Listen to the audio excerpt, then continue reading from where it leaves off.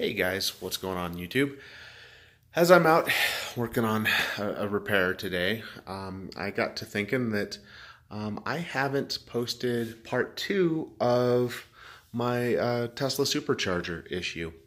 So just a little background, about a year and a half, maybe 2 years ago, it would be Thanksgiving of 2016. I noticed my car was charging slower.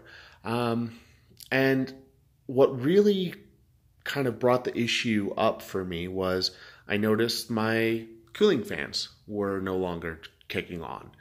And any of you, when you charge, you probably notice that when your fans kick on, they're loud. I mean, it kind of vibrates the car a little bit, and it's pretty hard to miss that. So that's what I brought up to Tesla in December 2016, that my cooling fans were no longer being triggered. And they kind of looked at it, and I got a response of the usual.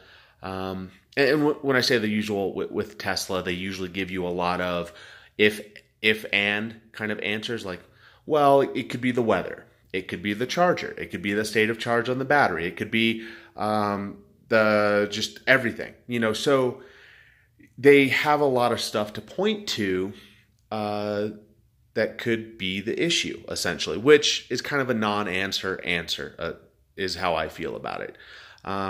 Because granted, these cars are still kind of new and whatnot, but Tesla designed and built them. They should be able to go down the list and check off what is the issue and what isn't the issue. So I was kind of disappointed in that answer and was kind of relegated to the side by Tesla service. They really didn't do a whole lot for me. And I kept bringing it up, and I just never got an answer. So finally, I had to go in for something. About a year later, I brought it up again, saying that, hey, the supercharging is taking forever. There's something going on. My fans aren't running. And I think the slow charging is related to a heat issue, that where my fans aren't turning on, that it's not dispensing the heat. And so the car is slowing down the charge, which to me makes perfect sense, right? So Tesla looked at it. They billed me hours of labor to look at it. And they came back and said, your master charger is failing. That's going to be $2,700 to fix. And I thought that was a little weird because from everything that I knew, the master charger, the onboard charger on the car, only was utilized when you're charging out of the wall. AC, either 110 or 220 volt plug-in. That's the only time that's utilized. Supercharging completely bypasses that because it's DC to DC. Okay, so I reached back out to my service tech and asked them, could you explain this more? And I reached out via email, text message, and actually left a voicemail. I never heard back, never got an answer from that. And when I did go pick up my car, it was just stated on the paperwork, customer declines. And the lady that was checking me out, I asked her, can you explain this? Because I'm not necessarily declining it. I just really want to know what's going on before I spend $2,500, because that's a lot of money. And I want to know if that's something that I'm going to have to plan on replacing every 100,000 miles. Because mind you, the car had 115,000 on it at this point. And that was the other thing they pointed to, was it's the mileage on the car. And I did some research, and a lot of people were popping up saying the master charger issue happened for them around 50 to 70,000. Well, that's kind of what the mileage I had on it when I first brought up my charging issue. So that's what I was trying to argue with them. Never got a response. So that really kind of annoyed me and turned me off a little bit. So fast forward, got some work done by the Road Ranger. He was a little more helpful, actually a lot more helpful, to be honest. There's a vent that wasn't opening on the cooling fans. We replaced that. Everything else looked good to him, and still, we still had the issue. So take it in for my 4-year service. I pressed the issue very hard. And so they looked at it. They had their oldest graybeard tech, as they called him, look at it. And the answer that came back from Tesla service themselves, and I actually have the call, not the call, but I have the conversation with the techs recorded, which I'm going to post at some point, I'm sure. But essentially, they came back and said, well, look, you've used, I believe it was 10,400 and change kilowatts via supercharging. And they said, well, the battery packs have a threshold. And once you cross that threshold, the car will limit your supercharging to protect the battery pack. And I thought, okay, I get it's going to protect the battery pack, but you're slowing me down. And come to find out, it depends on what battery pack you have, depends on the threshold. So I believe the battery pack I have, the 70 kilowatt, has the same chemistry as the 85 and I believe the 90 kilowatt packs. And those thresholds are around 6,000 kilowatts.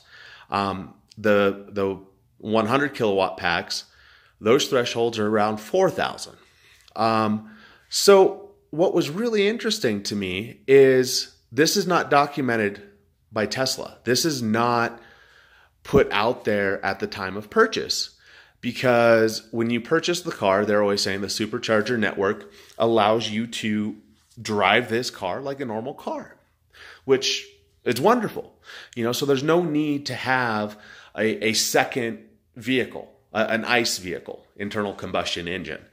But with this threshold, now my car is charging at half the speed that it was, and it will be that way forever. So road trips are twice as long. And I argued this with them, saying, I get you want to protect the battery pack, but you're also limiting my range, my speed, my travel time by taking so long to charge. And I asked them if there was a way around this, because also keep in mind, at this point, my car had 125, almost 130,000 miles on it. And I had lost 8% on my pack. And they said that was incredible because they had a car with 40,000 that had lost 6%. So my pack is in really good health. So I asked them if there's a way around this to unlock this protection level because it's really killing me. And essentially the answer was no. The answer was I only have two options. One, keep dealing with this until my pack degrades enough that it falls into what Tesla deems as it needs replaced. But unfortunately, the techs couldn't tell me what those numbers are. How much of the pack do I have to lose before it will be replaced under warranty? Which I imagine it's a 70D. They would replace it with a 75. I don't know if that would be unlocked to 75 kilowatts or if I would have to pay to unlock that extra 5. Considering the 70 kilowatt pack's not available anymore. And the other option is to buy a new car. But again, with a new car, you still have that battery pack threshold that you're going to hit and be slowed down again. And my issue with this is Tesla isn't disclosing this. Now, let me walk that back a little bit. They might be disclosing it in page 500 of a document somewhere. But when you go and buy a new Tesla, they are not telling you this supercharger network is fantastic and wonderful, but oh, by the way, be very conservative on how much you use it, because once you use X percent, you're capped. You're going to be cut in half. And also knowing that, now I really wish I would have got the second onboard charger so that way I could charge at home at 80 amps versus 40. And for us, that would make a huge deal because we use the car for work and we drive easily 200 to 400 miles a day. So we're hitting a supercharger at least once a day, if not more. So I don't know. I was just very frustrated, upset, and quite frankly, disappointed in Tesla about this because you go and spend $100,000 on an Audi or a BMW, and you do the proper servicing, that car is going to perform exactly the same, miles per gallon, all of that essentially, as it did on day one, as it would with 100,000+ miles on it with no loss. But my Tesla is not the same. It's now going to perform at half of the original performance, charging wise, when I first bought it. So I don't know about you guys. I know there's a lot of rumors out there about this, which I didn't know about that. Some other owner, somebody brought it up to me, but I found it really interesting. And again, I have the whole conversation recorded, which I'm planning on cutting together, editing out the tech's names for their protection, because they shouldn't, have their job put at risk because they were frank with me.